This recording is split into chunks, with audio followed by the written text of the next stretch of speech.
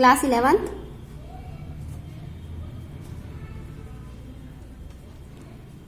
Chapter 7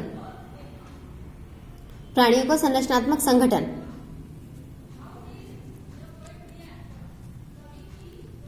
प्राणियों का संरचनात्मक संगठन। ठीक है। प्राणियों को संरचनात्मक संगठन से केवल प्रोटिस्टा जगत को छोड़कर, किसको? प्रोटिस्टा को छोड़कर जितने भी यूकेरियोटिक जीव हैं,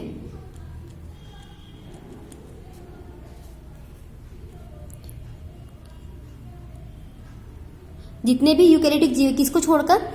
प्रोटिस्टा को छोड़कर जितने भी यूकेरियोटिक जीव हैं उनका शरीर किसका बना होता है? अनेक कोशिकाओं का। किसका? बहुकोशिकी जीवों का, मतलब अनेक कोशिकाओं का बना होता है। सिर्फ प्रोटिस्टा जगत में एक कोशिकी जीवों को शामिल किया था, उसमें भी प्लांट्स के, एनिमल्स के, सभी के जीवों को प्रोटिस्टा जगत में शामिल किया था। लेकिन बाकी जितने भी यूकेरियोटिक जीव थे वो सब कैसे थे? अनेक कोशिकाओं के बने हुए थे। उनकी संख्या, जो कोशिकाओं की संख्या थी वो क्या थी? जटिलता पर निर्भर करती थी। ठीक है।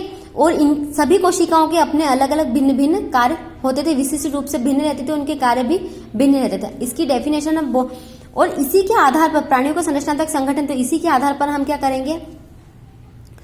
इसका संरचनात्मक संगठन का स्ट्रक्चर आगे पढ़ेंगे। देखो, प्रोटिस्टा को छोड़कर, प्रोटिस्टा जो था एक कोशिक जीव था, लेकिन जितने भी यूकेरियोटिक जंतु जगत और पादप जगत, लेकिन आज हम सिर्फ प्राणियों के बारे में पढ़ेंगे, जीवों के बारे में। ठीक है। उनका शरीर किसका बना होता है? अनेक कोशिकाओं का बना होता है। लेकिन ये कोशिकाएं आगे जाकर किस रूप में बदलती है और किस टाइप से जीवों का शारीरिक संगठन होता है वो पढ़ेंगे। तो इसमें आएगा इस उत्तक। कोशिकाओं का समूह मिलकर किसका निर्माण करती है? उत्तक का निर्माण करती है। तो उत्तक की डेफिनेशन, लगभग एक ही परिमाण तथा आकार की कोशिकाओं का समूह। किसका? लगभग एक ही परिमाण तथा आकार की सेल्स का समूह, कोशिकाओं का समूह, जो क्या करता है? जो उत्पत्ति, विकास, रचना तथा कार्य की दृष्टिकोण से एक समान हो, क्या कहलाएगा? टिश्यू या उत्तक। लगभग एक ही परिमाण तथा आकार की कोशिकाओं का समूह जो क्या करता है? उत्पत्ति, विकास, रचना तथा कार्य की दृष्टिकोण से एक समान होता है, उत्तक कहलाता है। इसे हम ऐसे भी समझ सकते हैं, ये उत्तक कहलाता है। एवं इसके बाद कोशिकाओं का समूह बनने के बाद क्या? उत्तक बना। उत्तक के बाद क्या बनेगा? कैसे प्राणियों का संरचनात्मक संगठन बनता है, कैसे प्राणियों का संगठन तैयार होता है? तो सब अंग से अंग तंत्र, जिस प्रकार अनेक कोशिकाएं मिलकर क्या करेगी? उत्तक का निर्माण करती है, उसी प्रकार समान कार्य करने वाली, ठीक है, उत्तक बनाती है। उसी प्रकार कई समान कार्य करने वाले अंगों का निर्माण होता है, जिसे अंग तथा विभिन्न प्रकार के उत्तकों से बने शरीर का भाग होता है। जो विशिष्ट कार्य करता है उसे अंग तंत्र कहते हैं। इतना टिपिकल ना करके हम क्या करते हैं? कोशिका, ठीक है, कोशिकाओं का समूह, कोशिका, फिर कोशिका समूह, ये क्या करेगा? उत्तक बनाएगा। ठीक है। उत्तक के बाद उत्तक तंत्र, उत्तक तंत्र से बनता है अंग, अंग से बनता है अंग तंत्र, और अंग तंत्र से बनता है क्या बनेगा? शरीर या जीव। इजी था। कोशिकाओं का समूह, एक कोशिका तो सिर्फ एक होगी, लेकिन अनेक कोशिकाओं का समूह मिलकर किसका निर्माण करता है? उत्तक का निर्माण करता है। और उत्तक के बाद क्या बनेगा? उत्तक तंत्र बनेगा। एक से अधिक उत्तक आपस में मिलकर उसको उत्तक तंत्र बोलते हैं।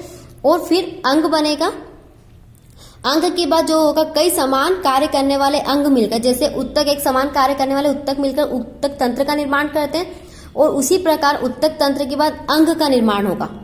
किसका निर्माण होगा? कई समान कार्य करने वाले उत्तक तंत्र जो रहेंगे वो अंग का निर्माण करते हैं, और अंग के बाद आया कई समान कार्य करने वाले अंग मिलकर अंग तंत्र का निर्माण करते हैं। उसके बाद बात आती है शरीर की। ठीक है, यह होता है प्राणियों के संरचनात्मक संगठन। इस प्रकार बहुकोशिकीय जीवों का निर्माण होता है। एक कोशिका से शरीर तक के बीच इतनी क्रियाएं होती है। कोशिका से कोशिका समूह बने, एक समूह बनाएगी, ग्रुप बनाएगा, उसके बाद उत्तक, उत्तक तंत्र, अंग और अंग तंत्र और शरीर। ठीक है, ये विकसित जंतुओं के शरीर में पाए जाने वाले प्रमुख अंग तंत्र, ये इसके प्रकार होते हैं। इसमें बात आती है उत्तक की। हम आज इसमें उत्तक के बारे में पढ़ेंगे, उत्तक कितने प्रकार के होते हैं और कितने प्रकार के उत्तक मिलकर अंग, शरीर, आगे। तो अब सबसे पहले उत्तक समान उत्पत्ति संरचना कार्यों की कोशिकाओं का समूह होता है। ये तो क्लियर हमने यहां पढ़ लिया था। इसके बाद आते हैं उत्तकों के प्रकार, टाइप्स ऑफ टिश्यू।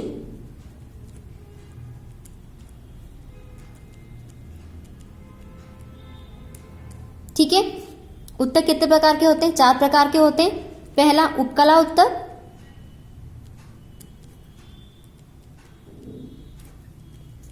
दूसरा संयोजी उत्तक,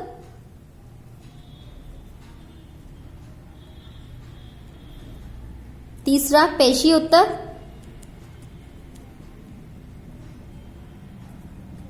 चौथा तंत्रिकी उत्तक।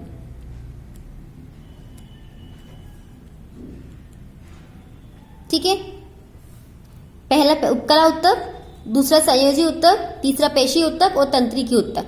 उत्तक 4 प्रकार के होते हैं और चारों उत्तकों के अपने अलग अलग विशिष्ट कार्य होते हैं। इनकी उत्पत्ति अलग होती है, इनके कार्य अलग होते हैं। शरीर में कौन से भाग में कौन सा उत्तक पाया जाता है, ये सब अलग अलग चीजें होती है।